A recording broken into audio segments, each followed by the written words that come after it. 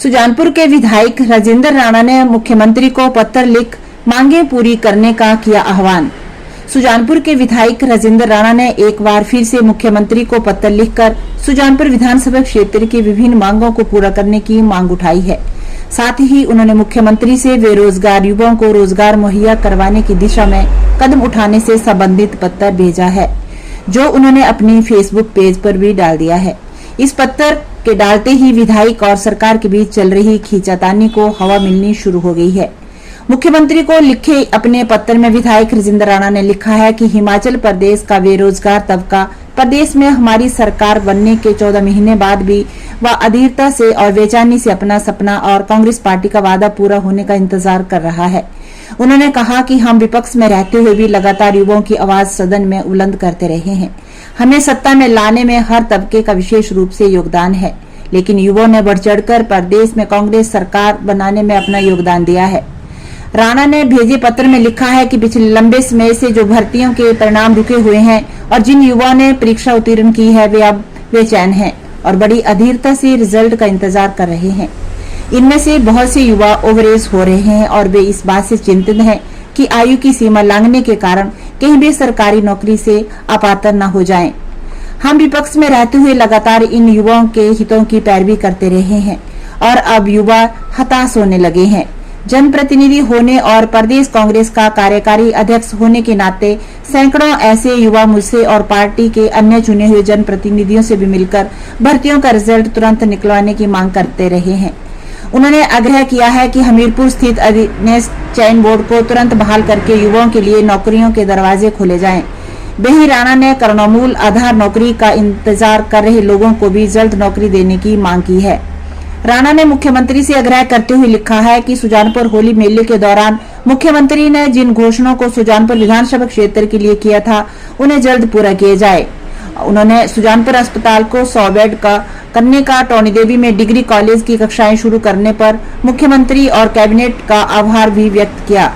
राणा ने कहा कि सुजानपुर अस्पताल में विशेषज्ञ चिकित्सकों के अलावा जल शक्ति विभाग और बिजली विभाग के डिवीजन कार्यालय को भी जल्द खोला जाना चाहिए, जिन्हें सरकार ने सत्ता संभालते ही डिनोटिफाई किया था। देखिए, चुना हुआ व्यक्ति होने के नाते मैं समझता हूं कि आज मैंने प्रदेश के माननीय मुख्यमंत्री को जो पत्र लिखा है उसमें मैंने ये कहा है कि पिछले जब हम लोग विपक्ष में थे उसमें प्रदेश के नौजवानों की हम लोग आवाज उठाते रहे जो बेरोजगार हैं। अब आज की डेट में सबसे बड़ा मसला ये है कि हिमाचल प्रदेश में सबऑर्डिनेट सिलेक्शन बोर्ड जो है, जहां की धांधलियां हो रही थी वो हमारी सरकार ने उसको बंद कर दिया था।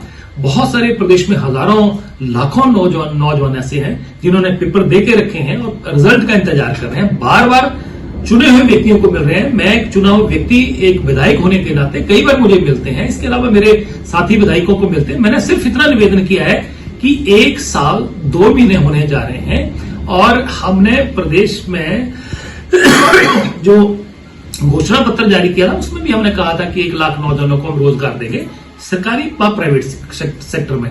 तो अभी तक हम लोगों के रिजल्ट निकाल नहीं पा रहे।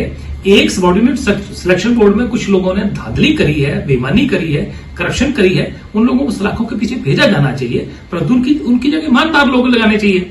और साथ में प्रदेश का जो नौजवान है जो राह देख रहा है कि हमारा रिजल्ट कब आएगा, उसकी आवाज जो हमने पहले भी व्यक्तिगत तौर पर जो है माननीय मुख्यमंत्री से बात करके ये कही है कि भाई इनके रिजल्ट निकलने चाहिए। उन्होंने इंश्योर भी किया था कि सबऑर्डिनेट सिलेक्शन बोर्ड को हम बहाल करेंगे, परंतु हुआ नहीं।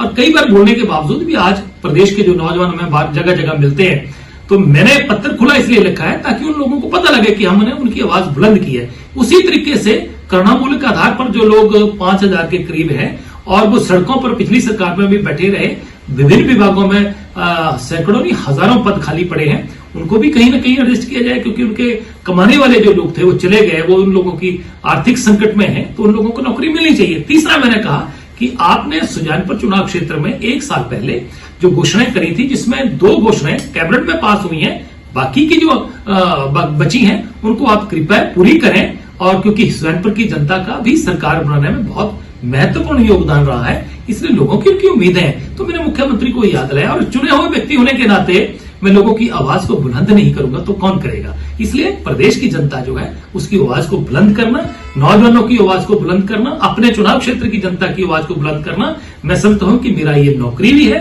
मेरी जिम्मेवारी भी है जो मैंने निभाई है। और मुझे उम्मीद है कि मुख्यमंत्री ठाकुर सुखविंदर सिंह सुक्खू संवेदनशील है और इन बातों को ध्यान में रखते हुए तुरंत इस पे जो है एक्शन लेंगे।